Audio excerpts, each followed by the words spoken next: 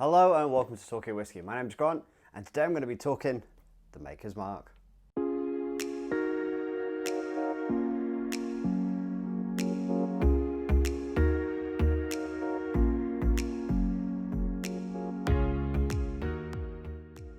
Now, Maker's Mark Distillery is a Kentucky distillery and they're located in Laureato. Now, they actually do have quite a recent history. They were first founded back in 1953 when T. William Samuel purchased the Burke's Distilling. They then began production in 1954, and after a few years of doing production and ready for maturing, they first released Maker's Mark in 1958. Now, Maker's Mark is a pretty iconic brand now, and I mean, just look at the wax on the bottles, the whole thing's iconic. And back in the 60s and 70s, they did quite a clever marketing campaign where they wanted to price themselves to be a little bit more expensive to try and get a bit more of the kick in the bourbon industry at the time, which was in a little bit of a low. And in fact, their slogan at the time was, "It tastes expensive." And it is, which just is a really clever marketing idea. Just market yourself a wee bit more expensive, give yourself a good slogan with it, and people started to buy it up, and they've been enjoying it ever since. So this is the standard Maker's Mark. This is kind of their flagship, this is their base range, this is what they're all about. So let's get it poured.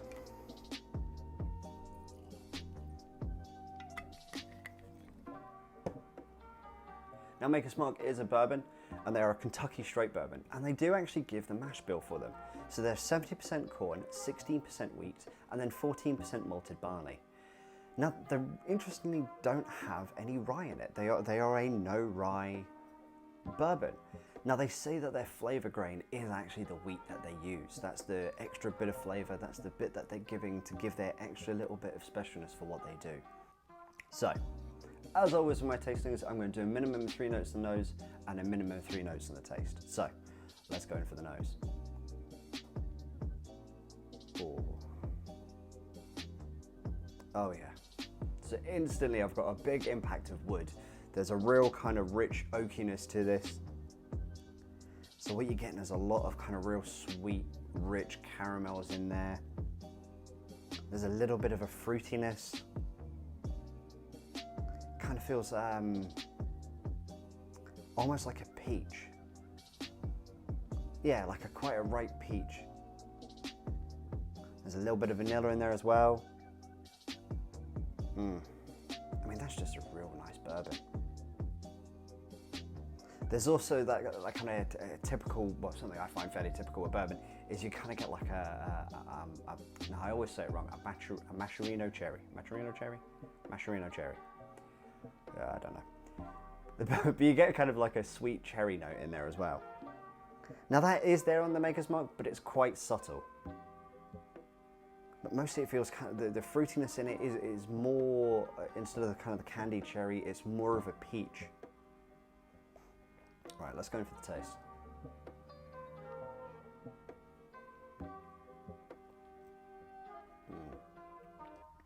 Oh, that is... Give me a second. That's lovely. Okay, so immediately on the taste, you've got this lovely kind of burst of that rich oakiness, that kind of real wood effect, and then you've got that caramel sweetness, kind of like a brown sugar going through it as well. Then you've got that fruity note then comes through it as well, and the fruit on the taste feels more of that kind of candied cherry in there, and also the peach does show up a tiny bit, but it turns more into that cherry on the taste.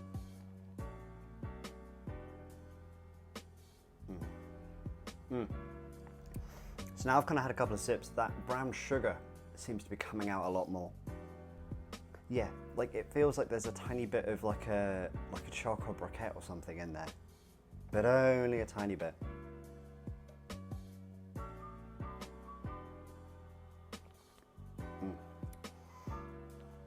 And there's I'm not quite sure. Okay, so I might have primed myself for this because I already know the mash bill and I know that the wheat is there kind of flavouring grain in there. But I think I can pull it out. I think I can taste that bit of wheat in there. That wheat, I can't really think of anything more specific, but it kind of feels like a wheated bread or something, or maybe like Shreddy's kind of breakfast cereal or something like that. along with that sweetness, along with that brown sugar, the oak, that kind of cherry note in there, that little bit of peach on the taste, that kind of wheat seems to be coming out, and it feels like Shreddies or Weetabix or something, like a cereal kind of taste to it. That's what it feels like.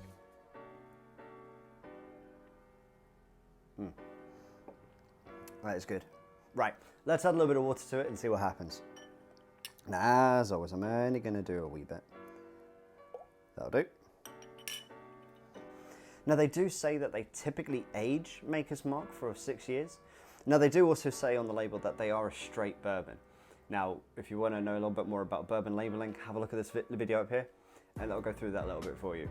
Now, another interesting thing about Maker's Mark is they're one of the few American distilleries that spell whiskey the Scottish way of spelling it. Now, the Scottish way of spelling it is to simply not add the E in there. And there's not many distilleries in America that are doing that, but Maker's Mark are one of the few that do, and they happen to be quite a big brand that do it as well. Which is an interesting point, I thought. Right, now we've given that a little bit of time with water, let's go back from the nose and see what's happened. So that's kind of... Oh, okay. So what's happened is it feels like it's kind of smoothed it down a wee bit.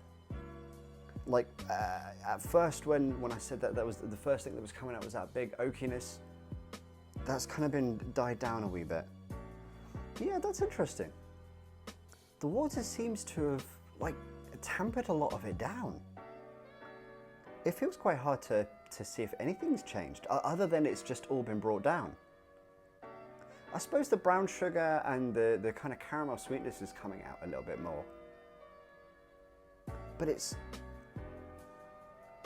Yeah, that kind of seems to have kind of buried it a wee bit, which is a shame. But yeah, those fruit notes seem to have disappeared. That oak note is still there, and there's still that kind of brown sugar caramel sweetness. But yeah, a lot of that seems to have gone. Right, let's go for the taste and see if I can get anything on that.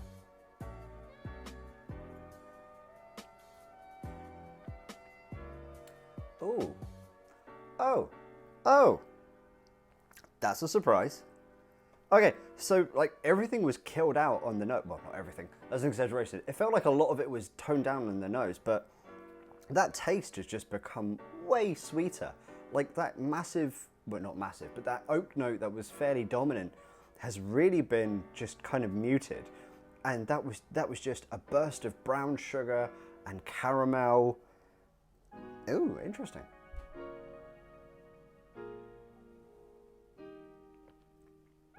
Yeah. Now it's just become really sweet. Really sweet. The cherry has died off on the taste, but what seems to have come back a tiny bit is that apricot. Not apricot, sorry, that peach. That peach has come back a wee bit more.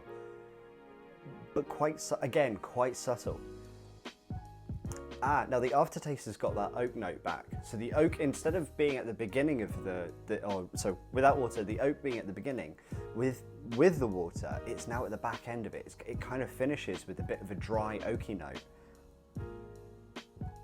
Just like you've put a bit of oak in your mouth and take it out and you go, nah, I've just put oak in my mouth.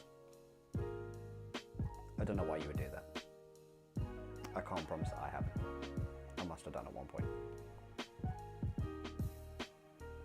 I would say if you're going to be drinking Maker's Mark and you want to have it, I would recommend it straight. No water added, because I think the water takes out too much from it. I think it tempers it down too much, it dilutes it too much, and you lose a lot more of those kind of bold notes. They all get muted and brought down. That's a shame. I'm not gonna lie, that is a real shame to me. I would say if you're fairly new to whiskey, Maker's Mark would definitely be a good point to start, and especially if you're wanting to explore bourbons and try bourbons. Now, something I've been kind of reluctant of saying, more without the water, was it's a classic bourbon, because I wouldn't say it truly was a classic bourbon, because there's none of that rye in there, and the flavor ingredient that they use is wheat, and there's no rye whatsoever. However, saying that, you still have a lot of those kind of classic bourbon notes. You've got that little bit of cherry in there. You've got the big wood effect, that kind of real oakiness, and you've got that kind of brown sugar caramel. Now, they are very typical bourbon notes. What sets it apart a little bit, I think, is that little bit of fruitiness in there. There's a little bit of that peach, that kind of fresh peach on the nose and a little bit on the taste. There is still that cherry there, but it's nowhere near as dominant as you would get on some other bourbons that I would think would be classic bourbons as well. Anyway guys, drop me a comment down below. Don't forget to like, share and subscribe. And of course, cheers to you all.